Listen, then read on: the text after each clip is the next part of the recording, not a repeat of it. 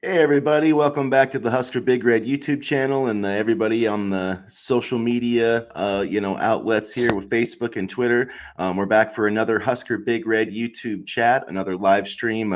I'm Chris Peterson of HuskerBigRed.com. Joining me as always is my co-host Danny Gillette, another HuskerBigRed.com guy, and we're here to talk Nebraska football. There's a lot to discuss this morning with the Big Ten expansion, what that means for the Huskers, and fall camp recruiting. We got a bunch of stuff, but I thought everything the big storyline, Danny, Big Ten expansion, the Big 18, maybe they'll start calling it. Who knows? But what are your thoughts about it, and what do you think it means for Nebraska? At this rate, it's going to be the Big 40. But I think that as a fan who you know who is looking at it from a fan's perspective of going to games, certain teams, even USC, UCLA, Oregon, Washington, it doesn't make travel easier for the fans. And I understand that the fans aren't taken into account when these decisions are made. It's all about the media markets and the money. And on that end, the media markets, the Big Ten now has, the West market. They now have the East Coast market a little bit with Maryland and Rutgers, and of course, they have the Midwest. And I'm wondering if they're going to go down south to maybe Florida and see if they could try to get a school to come there, because it's no longer about conferences. It's about who can control, the best media markets and what can make the most money. And it's sad for fans who like to travel and go to these games. And you know, I understand why this move and why these moves are happening, but I personally really don't like it. I think it's just too many teams, just it's very obvious that this is a cash grab. And look, I understand when you're a business and money is the rule of everything, but I think at some point all these conference realignments are really going to kind of ruin college football. If nothing else, just the greed coming out of it in terms of the financial aspect. He's definitely not going to be the college football that we grew up No, watching. I mean, it already isn't. no. And yeah, you can. I think you can trace it all back to when the Southwest Conference broke up. But I posted this on Twitter. But I think it when the SEC started that championship game, and they realized if and conferences realized that if you could get 12 teams in your conference, you can have that championship game, and that's really I think what without that, I don't think that the Big Eight, would have made that merger with some of the Texas teams. And then from there, it just that was really the move that kind of catapulted it. And it's first it was about getting the championship games and kind of having those big money type things, and then it went to all the geographic stuff and the regions, and now it's just about name value. What program has name value that you can add to your conference that can help you get a better TV deal? That's what it's all about. And that's why the Pac 12 just totally screwed this up and really, once USC left, they were done. The Pac 12 was done. Because there's nobody that the Pac 12 can add that was going to make their media deal better once USC left. Like they had it's like the Big Ten losing Ohio State or Michigan. You know what I mean? Like you're not going to add another team back, at least on the West Coast, because there's Boise State, San Diego State, like TV. That those guys aren't doing anything for you TV wise. So really, I mean, the Big 12, it basically either the Big 12 or the Pac 12 was always going to die, and the Big 12 was a lot smarter, and they went for Colorado and Arizona, and then at that point. Utah and Arizona State had to choose between basically this merger that's probably going to happen between the Pac 12 leftovers in the Mountain West or the Big 12. So they had no choice. And Oregon and Washington didn't either, because it's like, even if they stayed, I mean, Oregon or Washington are kind of big enough names to, kind of sustain like somewhat of a media deal. But even from their perspective, like it's going to be tough for them to compete against, the Big Ten teams who are getting billions of dollars. And you're going to get, what, a 30 some, it's just whatever. They had no choice. Even if they took the lower amount, if they had to take less money to join the Big Ten than the other Big Ten teams, that's still way more than they were going to make in the Pac 12. And like maybe I know Oregon has a ton of money with Nike, but You take Washington out of the Pac-12, and basically they'd be an also-ran within years, because that's what's going to happen.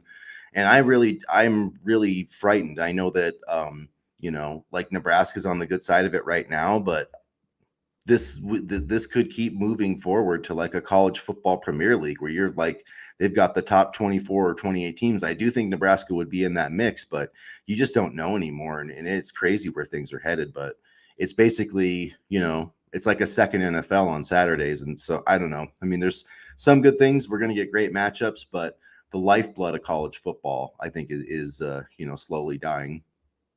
And Nebraska's going to have to win this year, right now. No waiting, no 2-3 year rebuild.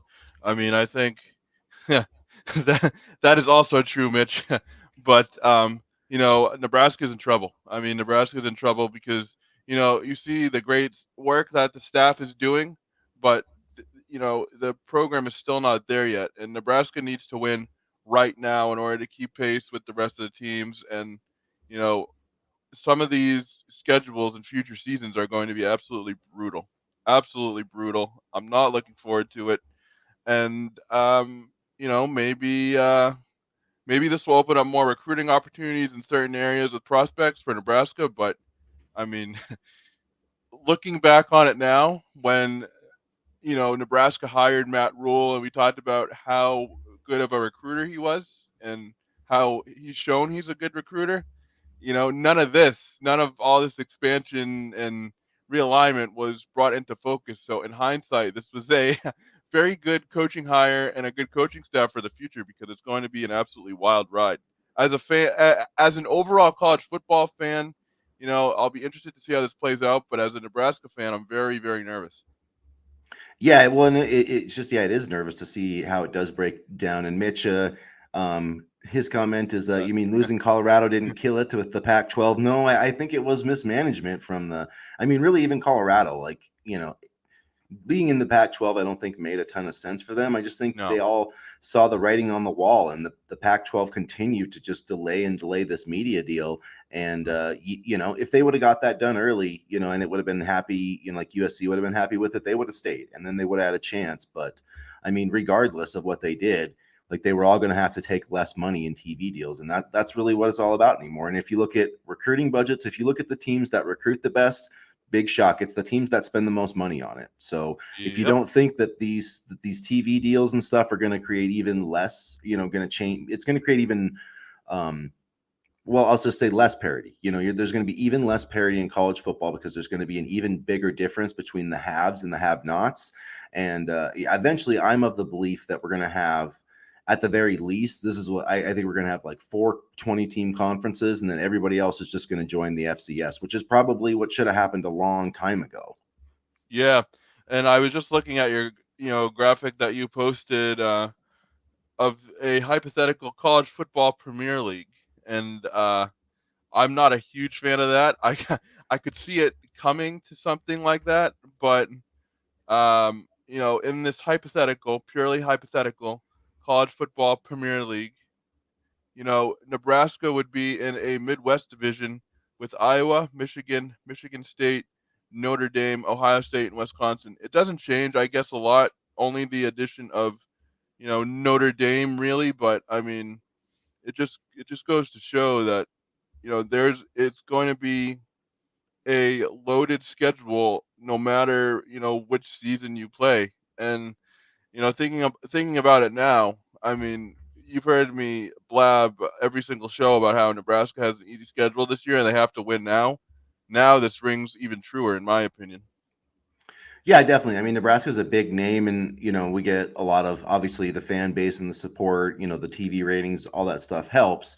But yeah, it is going to be important for Nebraska to win, and this Big Ten is going to be very difficult. Let's see. So Fox has said, "I'd like to add, I don't care what people. I want more teams. Give us Florida State, Miami, Clemson, Notre Dame, North Carolina, and Georgia Tech." So If the big 82 was smart, then they would try to see if they could bring in Miami, because then they would have the yeah. southeastern, or some of the southeastern market, not all of it, obviously, but some of it, or FSU. And I mean, at this point anything goes. So I would be surprised if they didn't try to at least, look into adding a team from the Southeast. Honestly, it would make the most sense in terms of what they want to do with the television and the media markets and all that happy stuff. Yeah, it's about who's so look at the big brands of college football that aren't in the SEC or the Big Ten, because that's really what we're talking about here. Nobody in the ACC is happy with their terrible media rights. Theirs is even worse Yeah, than theirs is very bad. because they're locked into it forever. So like Florida State is actively trying to get out, and I'm sure Clemson and Miami are probably thinking the same thing. I also would throw North Carolina in that mix and Pittsburgh. I think Pittsburgh, to me, Pittsburgh is one team that doesn't get talked about a lot, but I think they would make a lot of sense for the Big Ten. They have Penn State rivalry. I mean, it's right in that. And I think they do have Pittsburgh does have a chance to become a better program. They already have been over the last few years. Obviously, I don't know what Notre Dame's ever going to do, but I do think that whichever one of these teams, that's going to be the next big move, right? Like who can get Florida State.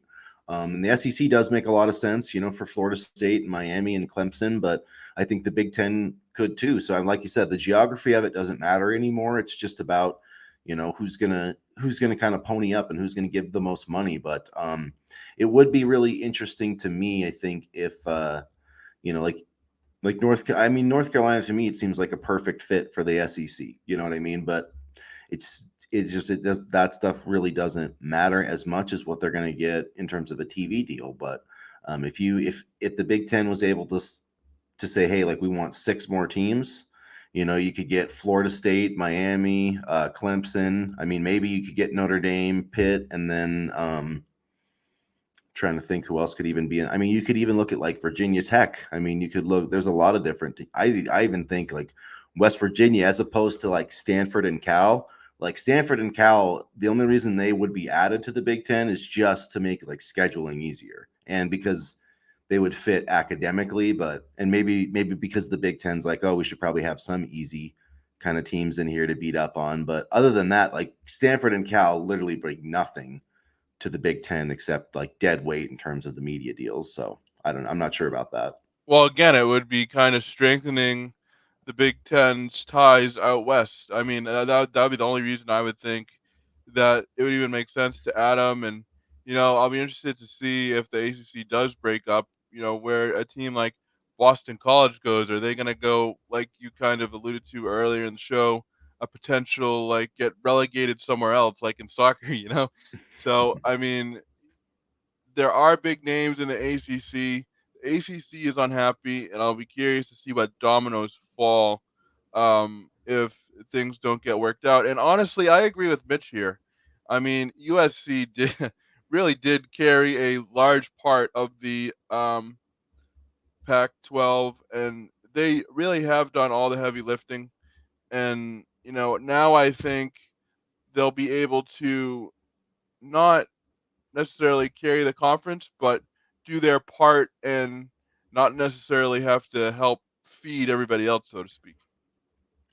Yeah, I think the big thing about it is just they get to actually pony up and sit at a big boy table Yeah, now, as opposed to I don't know what the Pac-12 has been doing, but they ruin themselves. They have nobody to blame but themselves for all of this. So and just basic stupidity. I mean, they just were yeah. stupid about how they handled this.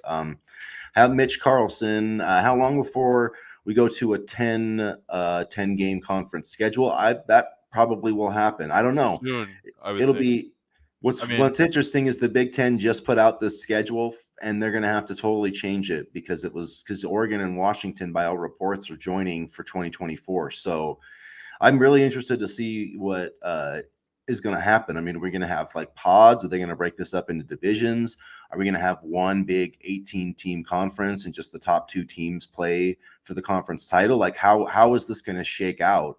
Are they going to are they going to wait and add more teams and then put like a conference together? Like, what if it's like 24 teams? They just go 24 teams and you have a East, a Central, and a West division. And then, you play all 7 teams in your division. You have like one protected rival. So like Michigan and Ohio State could play or whoever. And so I don't know, maybe they go the SEC route and play like 8 or 9 games as opposed to, 10. But it in some ways, it probably would make sense because a lot of these teams, like Michigan and Washington, they play these non-conference games early in the year. So maybe if you added like a Big Ten, made it like an East Coast, West Coast travel game in September, but made it like, just put it as a part of your, like, make it the first game or the second game. And that could kind of be part of your non-conference schedule, but actually be like a conference game if you played 10 games. And yeah, and yesterday I saw a graphic floating around. I think you might have posted it where there was a hypothetical 3 divisions. And Yeah. so if they were to play a championship game of some sort, how would the 3 division method work? Because you obviously couldn't play 3 teams in one game. Somebody would have to be the odd man out. Would you have? Yeah, so that proposal actually came from Ant Wright, who's the founder of our network, the Full Ride Network. But yeah, he put that together. So his thought was that so you have your 3 division champions, the 2 teams that are ranked the highest would then meet for the Big Ten championship. So it would be decided on rankings instead of an extra game, Okay. All right. That which makes sense. probably would make sense. Probably would make sense. I'm sure some people would have you know some issues with it, but if you got to a situation where like you had 3 teams that were all ranked in the top 10, they're probably all going to make that 12-team playoff anyway. So Kind I of reminds me mean, of the BCS a little bit in that format. yeah. Well, and on that note, I do think that we're going to have the 12-team playoff format's going to change. I believe Yeah. that because they're going to take away the number of automatic conference champions, so drop it down probably to 5 and get an extra at large berth. So I think that makes sense. This is Fox. Oh, good. go ahead. Well, I just was going to say, Fox, before we get to this next comment, that Florida's blocking FSU and Miami to the SEC, and South Carolina is blocking Clemson. The Big Ten needs to get FSU and Clemson. Yeah, I know that. I'm sure that those, Florida and those kids don't necessarily want Florida State in the SEC. Like, I get that, but also at some point, if the other schools will, like, I don't know if they're solely going to be able to stop that from happening. Maybe they will, but if the Big Ten is making a bunch of moves, at some point the SEC is going to have to respond. And whether Florida or South Carolina, those teams like it, the only teams that are worth adding are Clemson, Florida State, Miami, and North Carolina. I mean, Georgia Tech, like, what is Georgia Tech is like Stanford. Like, they just are along for the ride, but they don't Yeah. mean absolute. Like, no one gives a shit about Georgia Tech. I'm sorry, Georgia Tech fans, but they don't. Media people don't. It's like Boston College. No one cares Yeah. about Boston They College. I don't. mean, it sucks for them. It sucks for these Washington State fans who are like some of the most passionate fans in college football, and they're going to be in like the Mountain West. And it might be the Mountain West with the Pac. Like, if they were smart, they would just merge and call it the new Pac-12, because the branding is better than the Mountain West. But still, it's tough for some of those teams. And so I don't know. I have a hard time seeing the SEC staying at, and maybe they're the ones that can get Notre Dame, like maybe they get Notre Dame. I don't know. I'm not sure how it's going to work out, but Would Notre Dame give up those TV rights though? Because I believe they have their own contract with NBC. When I they was, do. And they're talking about a new contract, which I think, so I think a lot of it depends on that contract because they are asking NBC for a lot more money. And if NBC really ponies up and like gives them then yeah, why would they? Why would they leave? Except for, I mean, I don't know. It depends in some ways because they have this a schedule arrangement with the ACC.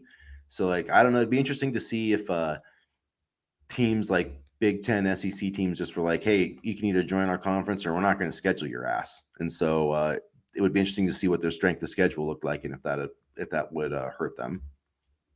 yeah, and honestly, I would love to see Notre Dame join an actual conference for football.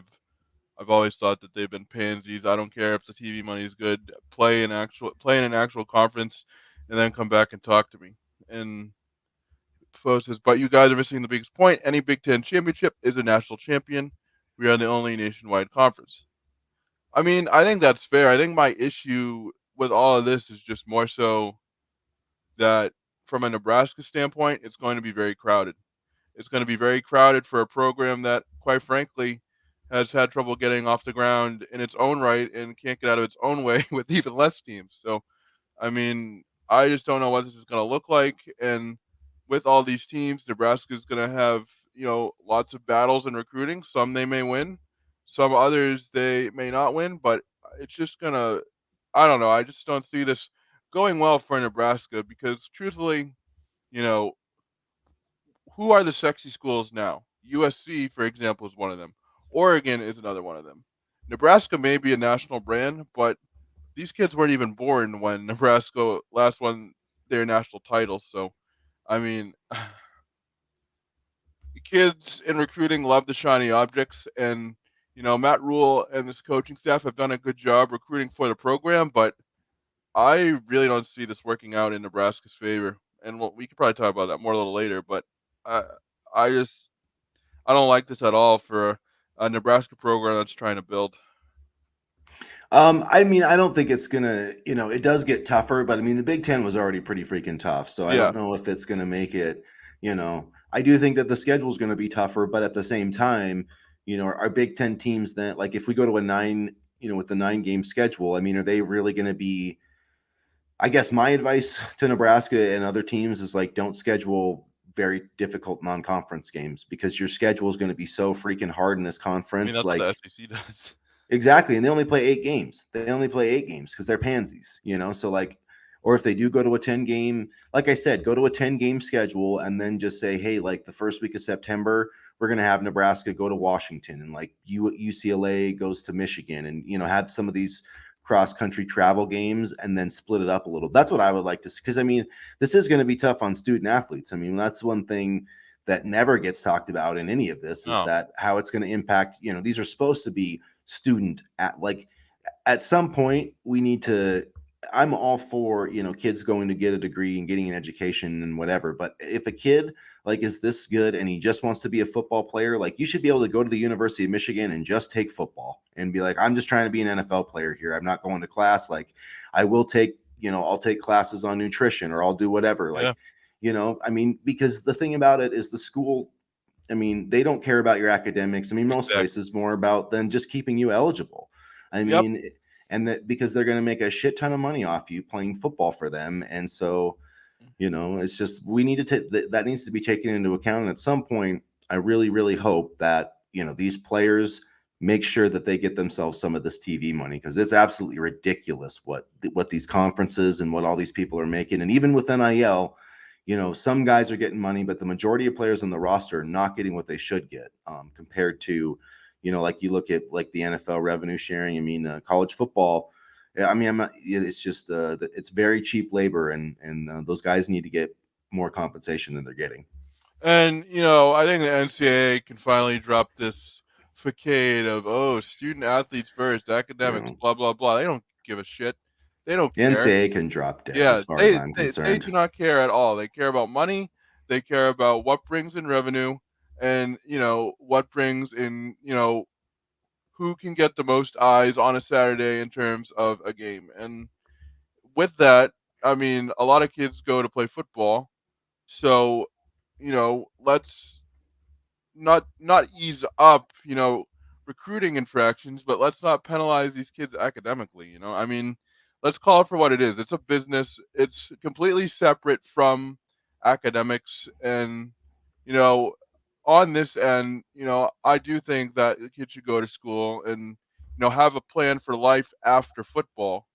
But as it stands right now, with these teams traveling from Nebraska to California or New Jersey to Washington, we can drop the label student athlete because these moves make it clear that the NCAA and all these big conferences want you to be athletes first. And as an 18-year-old freshman, for example, you're gonna focus on football. You're gonna have a hard time focusing academically, and let's just call it like it is. This is no longer student athlete; it's athlete first. And if the NCAA really cared, then that would be one thing, but they don't.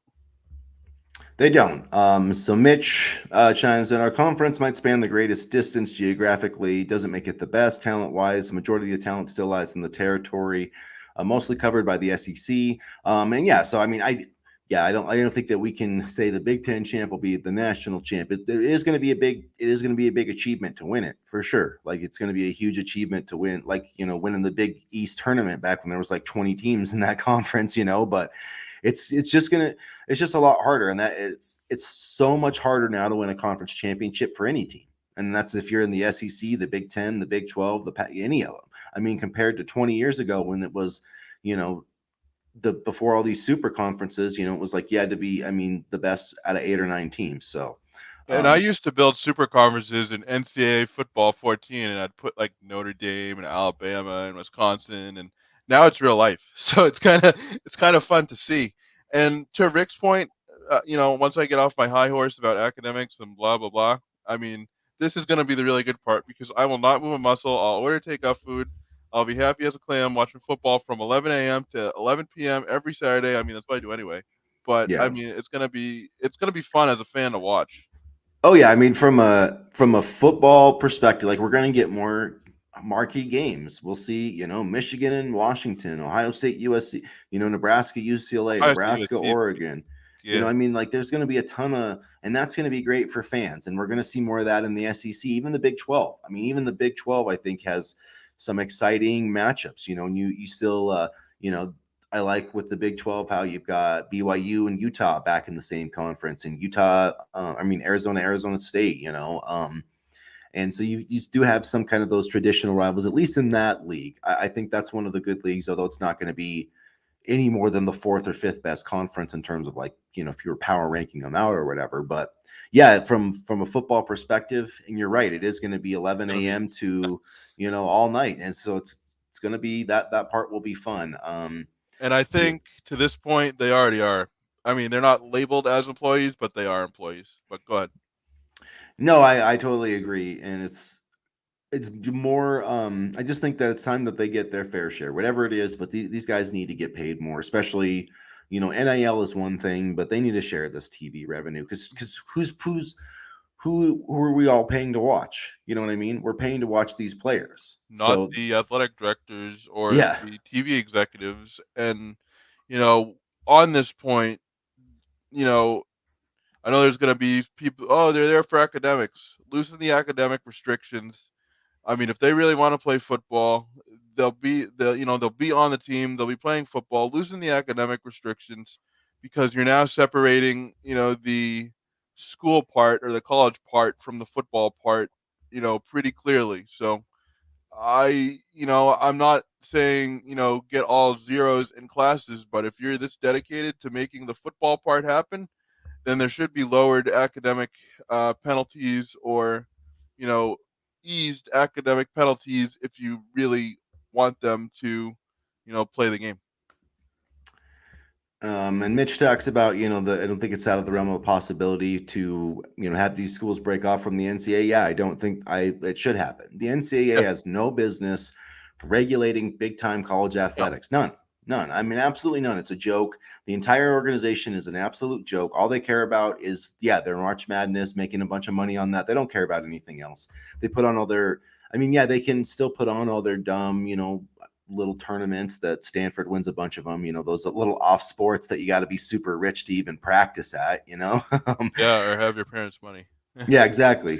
So, I mean, but it's just there's not I mean, they put out these policies and then they let some schools cheat. You know what I mean? It's ridiculous. And the NCAA, I mean, these power schools just they need to separate from the At least NCAA. And don't lie to us. We can all see through all the BS. I mean, they sit there and this for eligibility, this many classes for eligibility, and then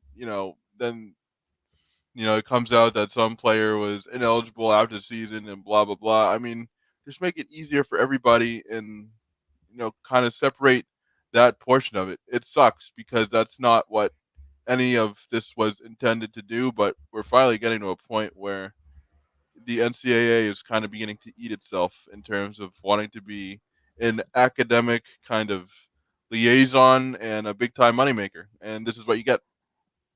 Rick says, and thanks everybody for commenting and Yeah, we appreciate it. interacting.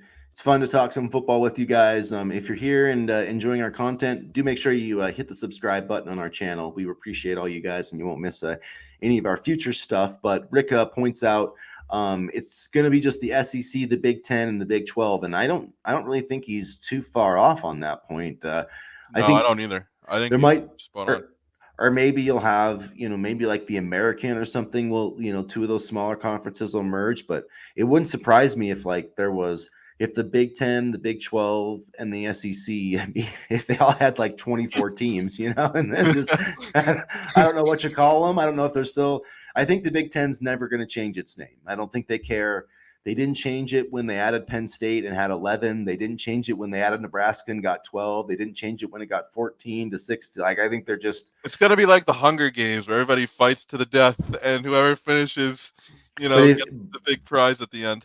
but if you notice, that's why you got to say, that's why you got to spell out Yeah. big TEN, because that's the brand. It's not the number, it's the brand.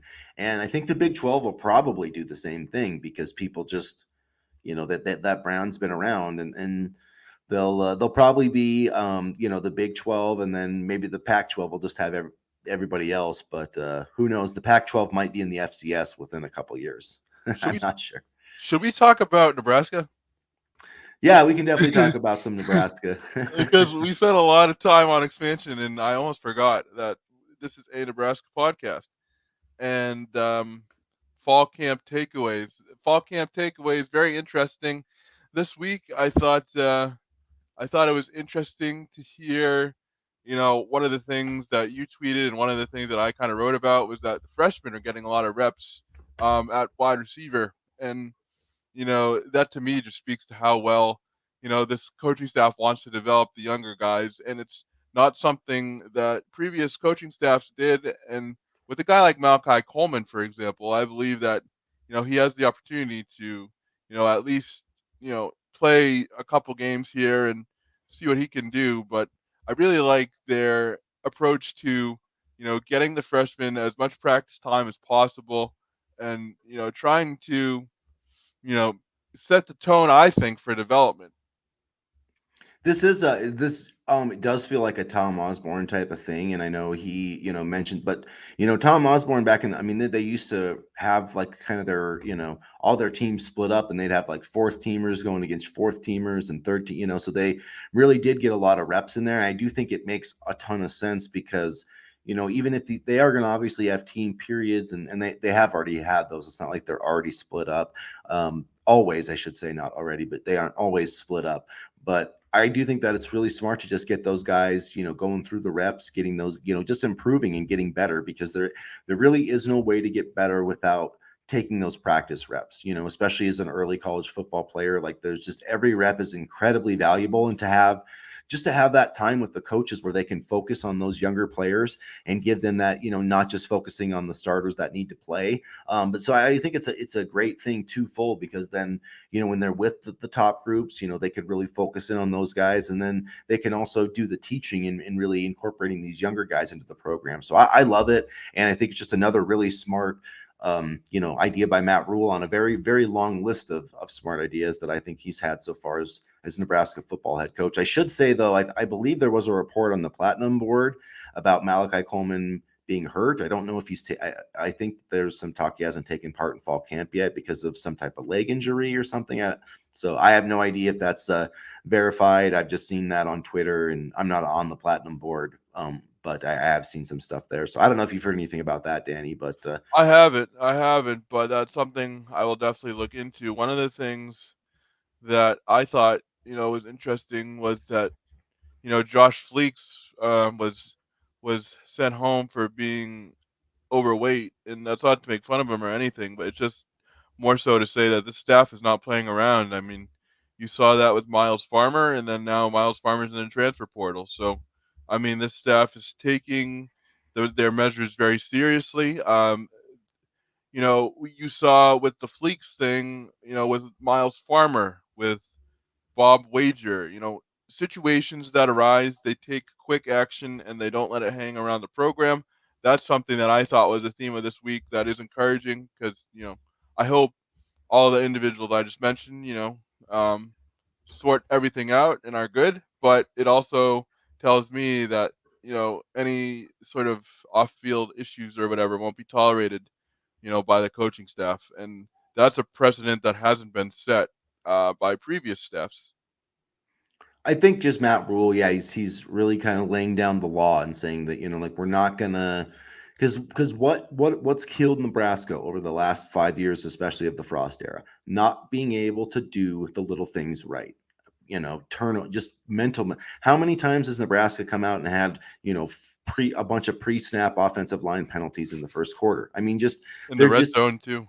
yeah, they weren't disciplined, they weren't prepared, they weren't in good enough shape. I mean, that was one thing that Damon Benning was talking Yeah. about this week about the offensive, the defensive lineman, the offensive lineman, the team just looks, and I believe it. I think that Corey Campbell is a game changer. And like, you want to talk about, everybody's focused about, when the coaching staff is built on the offensive coordinator and the defensive coordinator. Well, I know I mentioned Michigan a lot, but that partially is because I think that's a model Nebraska can legitimately follow to being a top 10 program if they can, recreate that success. But like last year, if you talk to Jim Harbaugh and who his most important assistant coach was, it was Ben Herbert, the strength coach. He said if he could have nominated him for the Broyles Award as assistant coach of the year, he would have done it. And I think if you look at a reason why Michigan's taking 3-star guys and routinely putting them in the NFL, it's because they have an elite strength and conditioning program. And I think Nebraska really got a diamond in the rough in Corey Campbell, and the limited interviews that we've done with some players, and like I got a chance to talk to Brian Buschini, but just I mean the he made me really believe even more in the fact that Corey Campbell is going to be a game changer. And I think we're seeing that in the roster right now. I mean, look at freaking Gabe Ervin. I mean, Thomas Fidone. I mean, these guys look great. They look great. Now they have to play great, but I mean, I think they're doing some really impressive work in the strength program right now. Nate Borkature looked really, really good the other day, but Yeah. and I Have you think, seen the picture? Sorry, but of Ben Scott. I mean, just like it's yeah, his face he's a when he was monster. transferred, but even his face looks like he had kind of a baby, face, like the baby. I mean, he looks ripped. I mean, these guys look really good. Well, I mean, Bryce Turner, for example, has added 20 pounds since he's been to Lincoln. So, I mean, they're definitely putting in work in the strength and conditioning department. And I think also we've seen this with both the offensive and defensive line. Um, we now have guys that can move and are athletic. They're not just big guys that can take up space. And I feel like the previous coaching staff was looking at big guys that can, block on the offensive line and big guys that, can take up space on the defensive line. And that's great, but they also need to be able to have some form of movement to plug the holes, stop the run, for example. Being big is not enough today in college football. Being athletic is perhaps more important these days just because of how tailored the game is to the offense. And I think that was something that the previous staff fell behind on, but I feel like this staff is doing a better job of getting athletes on both lines. And I think that will make a huge difference, especially in the fourth quarter, because too many times last year and quite frankly in previous years, the Nebraska defensive line, for example, looked tired in the fourth quarter. And I don't think that is going to be the case as badly anymore, but we'll see. No, you're totally right. They did look tired, and that's yeah. Damon Benning even talked about that of Nebraska not being the tired team in the fourth quarter anymore, which is something that you can totally control. I mean, you can. I mean, yeah. If another team is bigger and just some guys will wear you down no matter how in good shape you are. If they're just whipping your ass up front, that does happen. Mo But Ibrahim was a good example. I mean, he yeah, always had our number. but Fox with another comment. I like our running back room. I think that's a sleeping three-headed dragon. I do like the running back room. I'm going to be putting together kind of a depth chart projection, but I'll tell you one thing. I don't think that Nebraska is going to really have I think it's going to be like a co-starter between Anthony Grant and Gabe Ervin. And I do think Ramir Johnson's going to have a bigger role this year. So I'm excited about the running back room.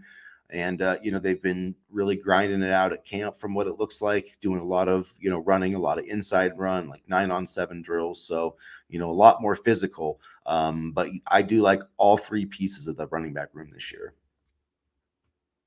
And Gabe Ervin said earlier this week that EJ Barthel was the best college coach he's had. So that just shows to me that Barthel's message is getting across as well. And that's always good to hear. I mean, obviously he's not going to say anything bad about his coach, but I do think there is some truth to that given Barthel's history of, developing programs and developing positions. So Jeremy has an interesting question. Jeremy Shuey, thanks for your comment, Jerry. Your question. I'm high on Nebraska, or I'm sorry, I'm high on Matt Rule, and think we are going to shock the conference. Why do you think that comment gets? I want to say that's a laugh emoji. Laughed at so much. Why does everyone think Wisconsin will be great, but Nebraska has zero chance? Because a lot of old Nebraska fans are jaded and they hear this stuff every year. They've heard it for the past 6 years, and now they just want to see it. I agree with you, Jeremy. I believe that I'm very high on Matt Rule, and I do think we have a chance to shock the conference. But there's a lot of jaded old heads, and then there's also the people that just want to see the results. And I can't tell you how many times I got comments like, "Oh, well, wait to see the results on the field. I don't know why you're hyping this up." Well, first of all, we're not playing any games. So, I mean, I'm going to just talk about what the players are saying, and once we play games, we'll get a better idea. Yeah, I think part of it with Wisconsin just I think it's because they've won more recently, and then I think people just I think they have a I don't think that they're right, but I think they have a idea that Luke Fickle's like going to be more impactful in his first year than Matt Rule, just because I think people see Wisconsin as being like, oh, they still have a good defense, they got a good quarterback, they have Braylon Allen, and I just think partially it's they're just kind of being picked because it's like them or Iowa. Like basically, who's anybody going to really pick outside of them or Iowa? And I just think because Nebraska hasn't put it together in such a long time. But I do 100% agree with you, Jeremy. Like I was going through and doing game by game predictions, and I very easily could have landed at like 9-3 for Nebraska because I think every game on the schedule outside of the Michigan game, where I think Nebraska will be competitive in that game. I think they could even cover the spread in that game.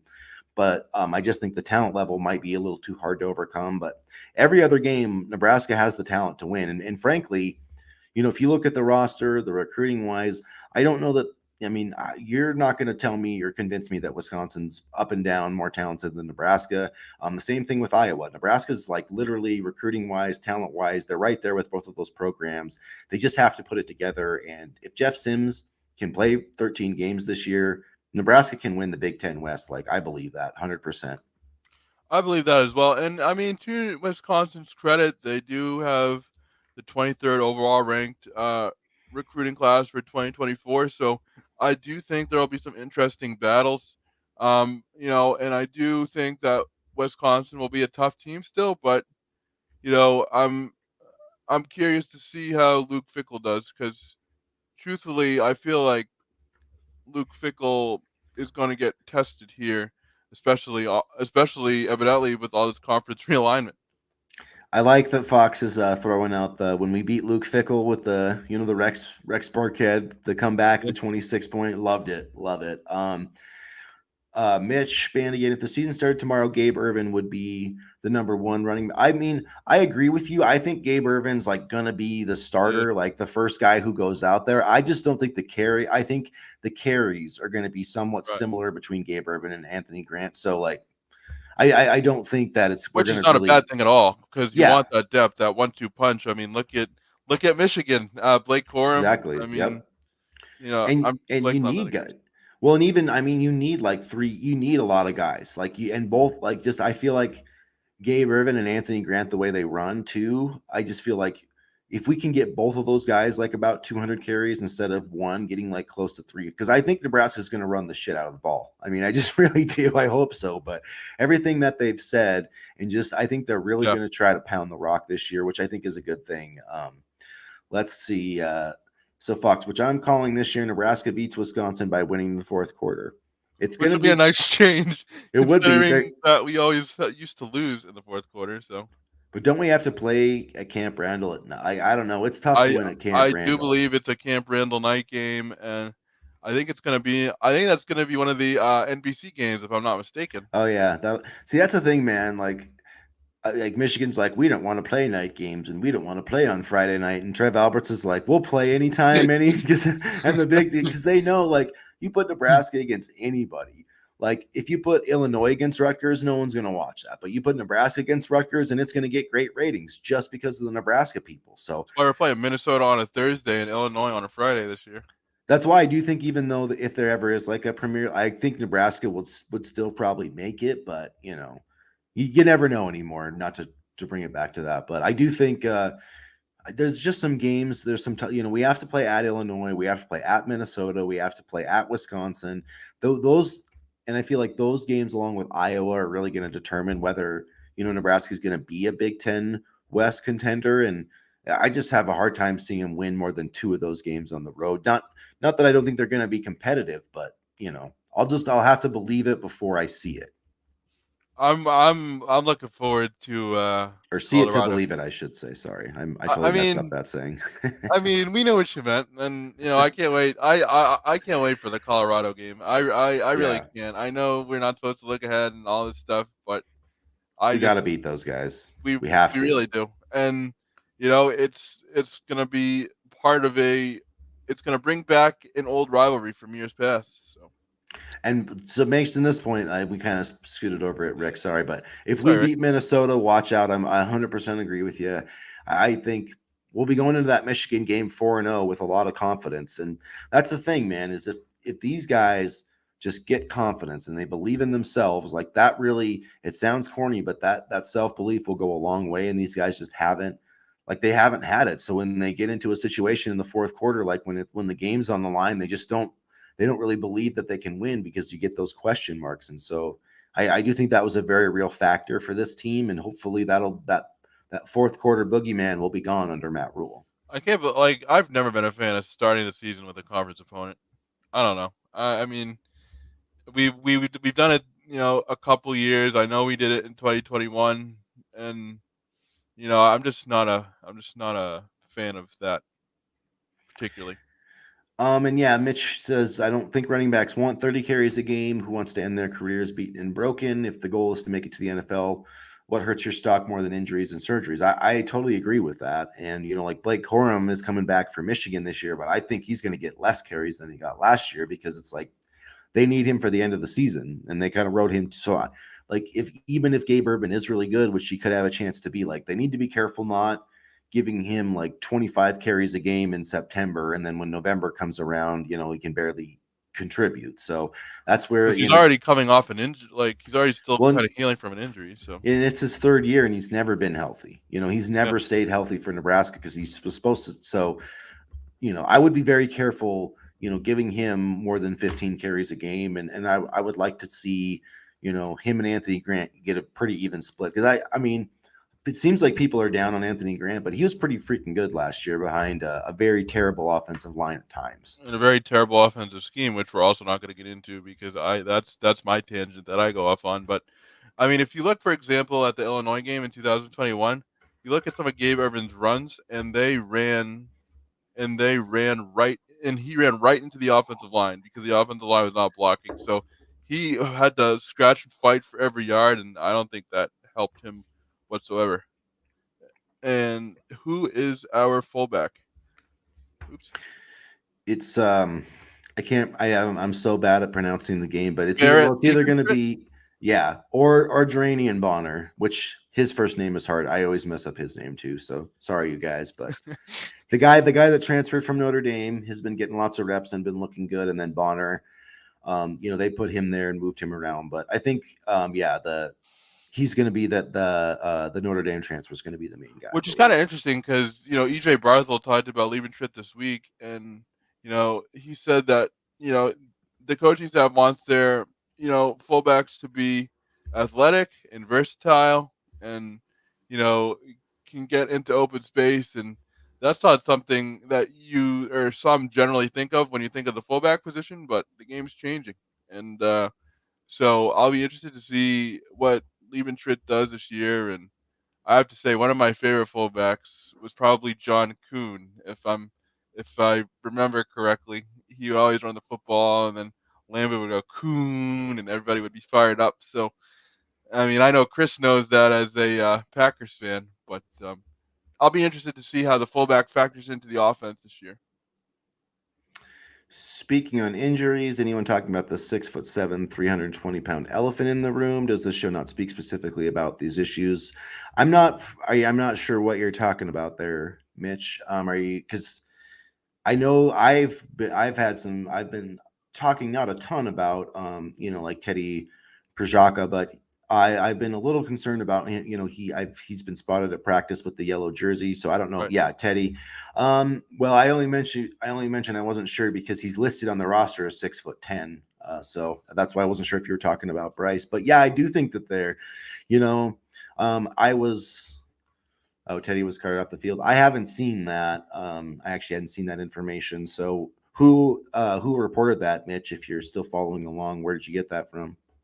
Because we generally want to know and follow up on that. And that is an elephant in the room. I mean, talk about That's a guy well, that's got trouble to stay healthy, I mean, I had a couple posts this week about, there's a reason I believe that Turner Corcoran's playing left tackle in practice because look, you can say whatever you want to say about Turner Corcoran, but I believe that if you're going to play your best five guys, if Teddy was healthy, then I believe Turner Corcoran would be starting at guard somewhere. And I think the fact that Ethan Piper went to Big Ten Media Days and is Yeah. probably going to start.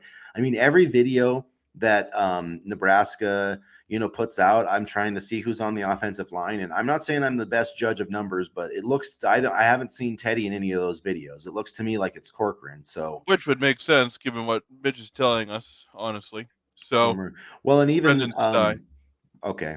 And then earlier this week, I know that Teddy was in a non-contact, jersey, I think on the third day of practice, which I thought, I mean, for a guy that, has, this injury was like even before the 22 season and they shut him down after two or three games. And so, that was, to me, it seems kind of weird that he even by spring he wasn't healthy, and by the first day of fall camp, like over a year after this injury, you're still not 100% like to go. So I don't know. It's I do think that's a concern, and that there's a reason. Look, I wouldn't be shocked at all if Turner Corcoran was the starting left Well, tackle this year.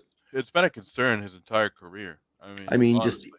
6'10", 320 pounds. I just don't know if that's the size of person is going to be able to play football. I mean, And it legitimately, yeah, that's not a you've shot on him. you've mentioned it before, but it's like it's like when they you have that really big breed of dog and they get too big and then unfortunately they have to get put down a lot of times younger in their life. I'm not saying anything like that but I just don't know if his football career, like Greg Oden could have been a great basketball player, but he just couldn't stay healthy with that body size. And 6'10", I just feel like that leaves you that with offensive linemen, they generally get those lower body injuries, and I just feel like that leaves a lot of kind of target area to get hurt and pile ups and all that type of stuff. So hopefully he's healthy. I think when he's been healthy, he's been an elite player, but that's always been the question. He's only started 5 games his whole career. Well, it's like the tight end position offensively. I mean, you're taking a massive guy and asking him to run like a wide receiver, taking on all sorts of contact. Our bodies weren't made to do that. And sometimes your body just can't handle it, and that's totally okay. But I just feel bad about, Teddy, and I believe he was one of the highest rated recruits of the 2020 class. And Yeah, he was top. I don't remember if he was top I'm 100 gonna in the look that up right composite, but now. he was a top 100 recruit. So Josh says that news about Teddy wasn't put out. No news. Yeah. So he's saying from Sty, who was that player again? What was the Brendan Sty. Brent? Okay, yeah. So and I don't know if he put that out somewhere on social media or if he heard that first I person, but mean, yeah, no, it hasn't been reported by any of the like 24/7 or Husker Online or anything. So but given that we haven't seen Teddy in any of the videos and he was wearing a yellow jersey, I'm not yeah. completely dismissing him at all. And Someone that Turner was Cork at practice definitely said that Teddy was in a non-contact jersey earlier this week. So, and look, just because someone gets carted off, I mean, even if that was true, I mean, it could be a sprained ankle, and they just wanted to go look at that. I mean, so that doesn't mean anything. I mean, I wouldn't, until somebody reports something. I mean, I wouldn't say that Teddy's like a major injury or anything, but I think it's not like controversial to say that, he's injury prone and there's definite concern about him starting week 1. I had that concern going into fall camp because like the second that Turner Corcoran was like, "Yeah, I'm playing left tackle," like why? If Teddy Bridgewater was 100% healthy, or if they had no injury concerns, I don't think they would have Turner Corcoran at left tackle. Because So didn't Teddy get hurt during the spring game, or was that Turner? no, I don't think Teddy played in the spring game. Or I don't think Turner he. got hurt. Yeah, Turner did get. Yeah, it wasn't a major injury, but yeah. So we'll I see. mean, I mean, and I know that they've been limited with Thomas Fidone too, but I've seen him. Looks like he's going at it 100%. So we'll see. Thomas I get because I just want him on the field at this point. I feel so bad for him. He's had a lot of rough breaks, but rough breaks, rough go of things. But I just hope that he can finally be healthy this year. And you know, we still don't know anything about Gilbert's waiver right now, so who knows? So Mitch Carlson, they're playing it really safe with Teddy right now, and just because he was carted off doesn't mean he's missing a foot. Teddy, Hmm. right now, Teddy is telling people he's fine. So yeah, I mean that's another part of it. Like I said, people get carted. I mean, I'm pretty sure that like in an NBA Finals game, like Paul Pierce was carted off to the locker room and then walked back out on the court like 2 minutes later. So just because a guy gets carted somewhere to do X-rays doesn't mean In a wheelchair. I remember that. Yep. Oh yeah, the wheelchair. Because he had to go to the bathroom. It wasn't even. Oh, I thought he went to get an X-ray or something, No, and then. no. But that's hilarious. So yeah, even Yeah, if a guy was carted off, and like I said, just because Teddy, the thing about it, like you want to make sure he's 100% healthy, okay? And so even like if you have to slow play it a little bit, even if Turner Corcoran starts a couple of games, like if Teddy is 100%, and if he has to miss some time to get to 100%, like that's what you need to do. There's no last year they should have never put him on the field. I mean, he wasn't right. You could see it I on, agree. and that only set him back. So it would be stupid to do that again. So yeah, until like we see some reports about injury. I wouldn't go into it too much, but I do think that there is, some concern about him starting the first game, which is what I kind of wrote this week. I'm not trying to say he's going to be out for the season or anything, but it wouldn't surprise me at all if like when the Minnesota game came around, if it was Turner Corcoran. But even if that's true, even if that happens, that doesn't mean Teddy's out for the season. They're just being cautious with him, which they should be. I just want him to play for a certain stretch of the season, if anything. Just get him healthy and use him as much as possible. And Um, so, yeah, I think it's going to be interesting either way. I like that. I like what the offensive line looks like. I mean, just seeing those guys, they look better. I mean, Bryce Benhart looks better. Turner Corcoran looks better. Ben Ben Scott Scott, looks really good. yeah, Ethan Piper. I mean, it's hard to judge much from the videos Nebraska puts out because they only put out like a minute or so. But man, I was fired up watching. I just love that it was all run plays in the video that they shared yesterday. That was Because they awesome. don't have because on first downs they're not stopping the clock anymore either, right? Nope, not anymore. It's like they're Thank goodness. doing That'll shave like basically. 2 hours off of a game. I mean, because come on, like yeah, I don't. For some reason, like 3 hours when it gets to college football, unless it's my team, when it's like 3.5, 4 hours, I'm like, come on, this is getting ridiculous. But so Fox is Gilbert getting his waiver? What's the over That's a under? magical question right I now. don't know, because we're counting on the NCAA, and you can't like there's You no can't count on the predictability. NCAA. Yeah, you Yeah. can't count on those guys. You have no idea what they're gonna do. I hope Um, so. I mean, The fact that Matt Rule, he said it's my opinion. He should. I don't know. I get the feeling he's going to get screwed. I want to say, I say it's 50-50 right now, Fox. I'll put it right there. That's or my Rule gut is just fed feeling. up with the BS in regards to the waiver process. So Well, that's true. Yeah, it's ridiculous that you by this point. I mean, how the hell did we not know one way or the other? I mean, the guy should know. He shouldn't be sitting here, 2-3 weeks before the season yeah, starts, like not knowing if he's going to be yeah, able to sit. Like that's bullshit. Come on, yeah. It is. figure It it really out. is. Like, And it's not like he left. It's not like he left Georgia because he's already had injury problems, and he just wants to play. And come on, this is crazy. This is really crazy. I mean, maybe that's why Nate Borkature has been getting a ton of hype because we don't. He might be the number two. So I don't know. We'll see. I definitely think Borkature is going to play a lot Yeah, this year because I think Nebraska is really going to use their tight ends, and Satterfield kind of said this in practice or in his media session the other day, like fullback and tight end, he said, can do a lot of the same things. It's just kind of where they're aligned.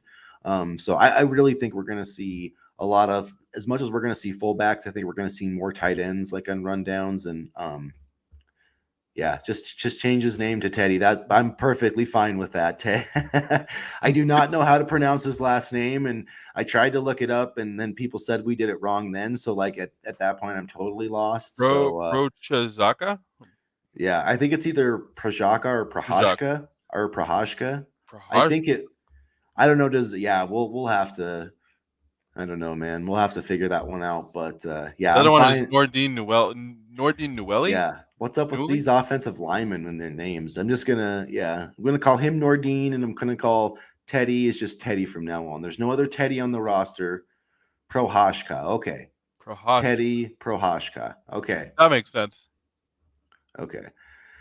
I heard Matt Rule is running Willie Taggart's system in practice. Is that I'm not sure what that refers to, but In terms of like the scheme or like running the football, or I'm not sure what that refers to either, but Florida or is that State. about the freshman part of it? I don't know exactly. I have seen reference to that. I just didn't okay, it's checked. So Pro Hashka. Okay. All right. Well, thank you guys. Thank you guys for educating us on how to pronounce this Teddy Prohashka. Okay. We I promise we're not morons. We just really can't pronounce things too well. So Well, and like my background is print journalism and blog, and so I do more writing, and so I just have to know how to spell people's names more than pronounce them. So scheme, Rick says. okay. So I mean, Florida State is very run heavy. I mean, they do have an excellent quarterback in Jordan Travis. So it's not like they're completely dependent on the run, but they do run the football quite a bit. And I would really like to see Nebraska run the ball, but like Marcus Satterfield, I think he put it the best way that I've heard it is that the Oh, that's being all right. being a running scheme, running the football is what it really all boils down to is can you run the ball when you have to? If you've got first and goal at the 2 yard line, can you get that damn thing in the end zone? If it's 3rd and 1, can you get a first down?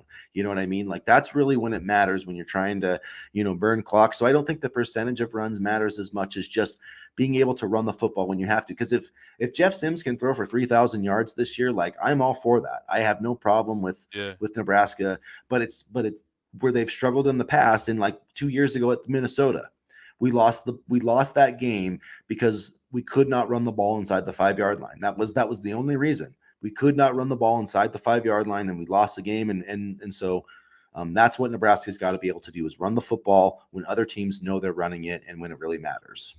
Yeah, and it also means, you know, slow tempo drives when running the football as well. Because, you talk about running it when it really matters. Not only do you need to do that, but you need to have proper situational clock management and, a good game management plan when it gets to closing time. And Nebraska didn't do that last year either, or any of the previous 4 years, to be quite honest. So it's not only about being able to run the ball, but it's also being able to have situational awareness. Run on 3rd and 1, stop the run on 3rd and 1, win. Yeah, I mean, if you look at the teams that are good, that's what they can do. I mean, like when, when Urban Meyer's teams were good at Ohio State, I mean, yeah, they scored a lot of points, but they could run the ball right down your throat. And when it was 3rd and 2, they'd snap it to Braxton Miller or JT, whoever I don't even remember. I can't remember all of them. JT Barrett, and they would just run their quarterback right down your throat and get 2 yards, and that's how you win. Because no matter how much football goes to the spread offense or whatever, like you have to be able to control the line of scrimmage to win football games, and especially in the Big Ten. And at the very least, Nebraska is going to have the correct mindset under Matt Rule to do that. And to answer this question, I feel like Shane Beamer had a lot of say in the offense, and it didn't mesh well with Satterfield. Um, I feel like that's why national people are a little bit down. This was something I had heard when Nebraska initially hired Satterfield, but I'm willing to see how Satterfield works with Matt Rule before I make a full judgment on the coordinator. Because I do like some of the ideas in terms of physicality and running the football that Satterfield is trying to bring to the table, but we'll see how it all plays out. And he's been, I mean, I think that Satterfield's been, I want to say he's been a head coach at the FCS level He before. has. So I like that about him. People, they tried to say like he wasn't calling the plays like at the end of the season when they beat Clemson and Tennessee. I don't really buy into that type of stuff. Like, whatever people want to say, I really think that, when it comes to calling plays, it's not always going to be about like Matt Rule is going to have a say on what plays are called. I mean, it's not like it's just Marcus Satterfield, it's a whole thing. And so I don't, and why people are high on Beamer, I think it's because he's recruiting his ass off. I mean, whatever you want to say about South Carolina, they've landed 2 5-star prospects this cycle. They got one of the biggest freaks in the 2023 cycle in Nicholas Harbor. So they've got some talent there, and he's doing an impressive job. And I don't know if he's going to do as good a job as Steve Spurrier, but I think he's about to be in that realm. And maybe that I don't know if South Carolina can get higher than I don't know if South Carolina can win an SEC championship. I just don't know. Just like I really don't know. This might make people mad, but I don't know if Nebraska can win this Big Ten championship. It's going to be really tough. Especially in especially in a couple of years. That's what I mean. The Big 18 Yeah. championship. I mean, that's basically like winning the national championship 20 years ago. So I don't know. It's going to be a battle. It's going to be an uphill battle. It is going to be a battle, and that's something you see with a lot of this coaching staff rules familiarity. I mean, Rob Dvorak worked with Gary McGuire, obviously, EJ Barthel. I mean, there is familiarity, and I know people initially were against Rule hiring his, quote unquote friends, but I think from what we've seen so far, you know, I I don't think it's necessarily a bad thing at this moment. Yeah, and I do believe that I want to double check, but I believe Marcus Satterfield was on the staff at Baylor at one time, wasn't he? I believe so. I'm going to check that right now. I'm pulling up the old Wikipedia page here, but Always trust Wikipedia for your reliable source of information. so Temple, yeah, so he was on staff as the OC in Temple for 2013 to 2015, and then he was the tight ends coach and also a Carolina Panthers assistant before he went to South Carolina. So he definitely, and he's been an assistant. I shouldn't say he hasn't been a head coach before. I was wrong on that. He went to that's where he kind of got his first OC job was at the FCS. Seeing a couple of reports. Yeah, and you're right, Mitch. So Satterfield works for Rule, period. He will Yep. call his offense. Yeah, you're absolutely right. Whipple was doing his own thing, and he kind Once of Scott Frost got canned, Whipple had free reign, and that was very scary. well, and it was also I don't know how true this was, but like there was talk that that Scott and Trev Alberts got into a confrontation after the Northwestern game because Scott felt like he was forced to hire Whipple. I don't know about that, but at any rate, there wasn't a good working relationship there. So Fong Wei Reldman, thanks for the comment. Seeing a couple reports, the offensive line is looking more fit and agile. That's a good sign, definitely. I mean, Bryce Benhurt looked more fit to me in the spring game, even. I think, like I said earlier, Corey Campbell, is doing a great job, and they're getting rid of some of the knee braces and stuff, and so yeah, I think the offensive line, regardless, is going to be better this year. And the addition of Ben Scott, I mean, the guy's on the Remington Award watch list, so that's going to be a major addition. And having an elite center is going to be a big factor, I think, in improving this group. And also, Matt Rule talked a lot about nutrition and, having proper meals and having, a chef and things like that. And just getting the proper fuel in the players' bodies makes a huge difference too. I can't remember, if the previous staff had this much focus on the nutrition portion of it, but that will help as well, no doubt, 100%. And yeah, and just it's all the little things. All the little things matter. And having Nebraska run more like an NFL team, I think, is a very good thing. And I think we're seeing that from top down with Matt Rule, as he's got that NFL style of organization. So I do want to say, guys, we'll have to wrap it up soon. But if you got a few more, we can chat for a few more minutes. So if you have any questions, throw them in the chat, and we'll try to wrap it up here. 29 live viewers, 8 Facebook likes, and a ton of comments. Thank you all for coming today. We seem to get really good responses and feedback on these Saturday chats, so we'll definitely try to do them. I know it's probably a little bit easier for everybody to tune in because it's a Saturday. So, I mean, I really like doing this as well. You know me, I love talking. So, And our plan is to keep doing these, as the season starts, like kind of as like a pregame, kind of get the pregame started, Saturday morning, everybody, instead of wasting your time with like college game day or whatever, you can come hang out with us. So that's kind of our idea going forward. So really interesting question, Fox. Are we going to get Bricks and Baker? We haven't touched on recruiting much, but that was the big news. Brandon Baker doing his official visit. I don't think we're going to get both. I think maybe one or the other. And I'm wondering if this visit from Baker will, in a way, put more pressure on Bricks and maybe lead him to commit earlier. So I don't know. That's my thought. I'd be happy with either. I mean, it's nice to pick either one, but I'm happy that they got Baker, excuse me, scheduled for a visit. And as I wrote about on Husker Big Red earlier this week, you know, no, 2025 offensive lineman Andrew Babalola wants to come back and visit. He had a great time on campus last weekend. He's a 4-star recruit, and I believe he is the top player in the state of Kansas for the 2025 class. Let me just check on that really quickly.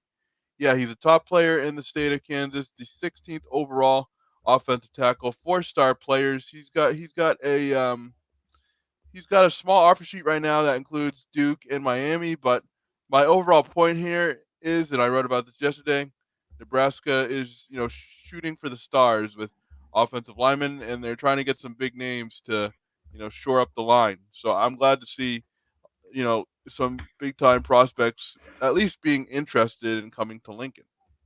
Definitely, I think offensive line recruiting is kind of trending up right now, to say it conservatively. Donovan Raiola is doing a great job. And yeah, if we can get Bricks or Baker in this class, and then looking forward to 2025, doing some really good things. So yeah, I love this group going forward, and I'm interested to see how that kind of works. Jay Sean Ross was another guy that we got a projection for this week. So we'll see how that works Oop. out. Sorry, Mitch, I saw the Yeah. question.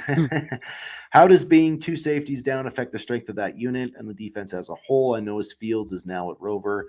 That was an interesting move, Eric Fields back to safety.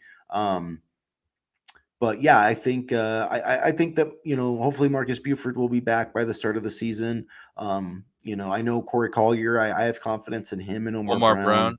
Yep. So I think there's enough depth there to get us through, because I don't think Buford's like a long term. I think he'll be back. So eventually, I think that I think we're gonna have at corner, we're going to have, I'm just a Newsome, Hartzog, Tommy Hill, and then at safety, I think Brown, Buford, and Omar Brown. I think those are going to be our 6 guys, along with Isaac Gifford. Those kind of our 7 guys that will kind of rotate around, and I feel pretty good about that group.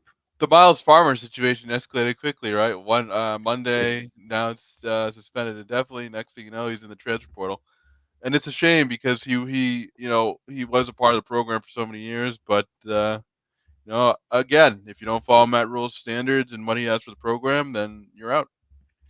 And in terms of Jay Sean Ross, it was reported by Husker Online he visited on Monday, the last day of the dead period. Nebraska offered him in June. Oklahoma was really the favorite, but they've taken some other edge guys. So I think that's kind of why Nebraska, it was an Oklahoma reporter that put him in there. So at any rate, you guys, my battery is about to go low here. So that's huskerbigred.com. Can I ask Make one more sure. question? Yeah, go ahead. When is Ross? Is there any timeline for his decision, or is it just kind of quiet right now? I think it's kind of quiet right now, so we don't have anything on that front. I think he's probably going to take official visits before he does that. Okay.